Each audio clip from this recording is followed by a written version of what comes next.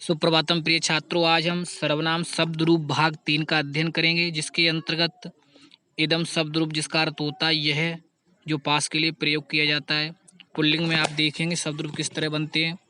अयम, इमऊ, इमे, यह दोनों, यह सब, ईमम, इमऊ, ईमान, इसको, इन दोनों को, इन सब को। प्रथमा और द्वितीय व्यक्ति में इस तरह इनके अर्थ आते हैं। उसके बाद तृतीया में आप देखेंगे अनेन आभ्याम एविहि, इसके द्वारा, इन दोनों के द्वारा, इन सब के द्वारा। अस्मयी आभ्याम एभ्य, इनके लिए, इन दोनों के लिए, इन सब के लिए। अस्मात् आभ्याम एभ्य, इससे अलग होने के अर्थ में, इन दोनों से, इन सब से। सभी छात्र इनका हिंदी अर्थ जरूर लिखेंगे। इसके बाद षष्ठी व्यक्ति में आप देखेंगे अस्य, अनयोः, एषाम, इसका, इन दोनों का, इन सब का। यहाँ संबंध बताने के लिए षष्ठी व्यक्ति का प्रयोग किया जाता है। अस्मिन अनयोः येषु, ये अधिकरण कारक है। इस पर, इन दोनों पर, इन सब पर।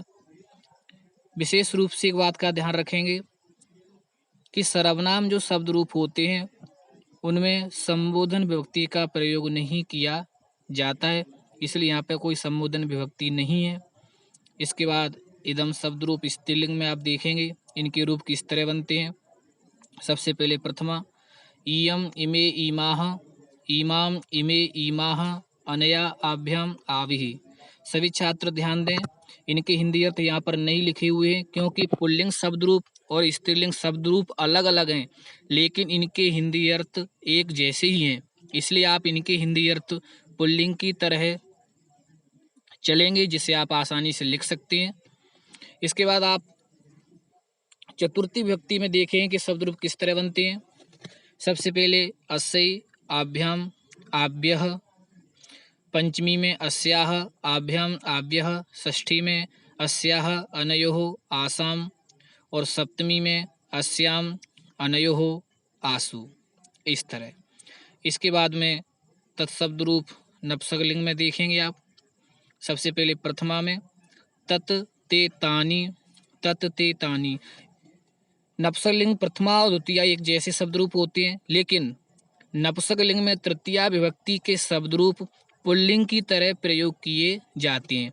इसलिए मैंने यहाँ पर तृतीया से लेकर सप्तमी तक शब्द रूप नहीं लिखे हैं। आप पुल्लिंग वाले शब्द रूपों का यहाँ पर प्रयोग कर सकते हैं तृतीया से लेकर के सप्तमी तक। जैसे यह बालक, अयम बालकः पुल्लिंग में बनेगा। यह बालिका, इयम बालिका स्त्रीलिंग में। यह पुस्तक, इदम पुस्तकम नपुंसकलिंग में। यहाँ पर यह तीन तरह से प्रयोग हुआ है, पुल्लिंग में अयम, स्त्रीलिंग में इयम और नपुंसकलिंग में इदम। ये सभी क्या है यहाँ पर सर्वनाम। हमारे यूट्यूब चैनल संस्कृत व्याकरण गंगा को जरूर लाइक, शेयर, सब्सक्राइब करें। धन्यवाद।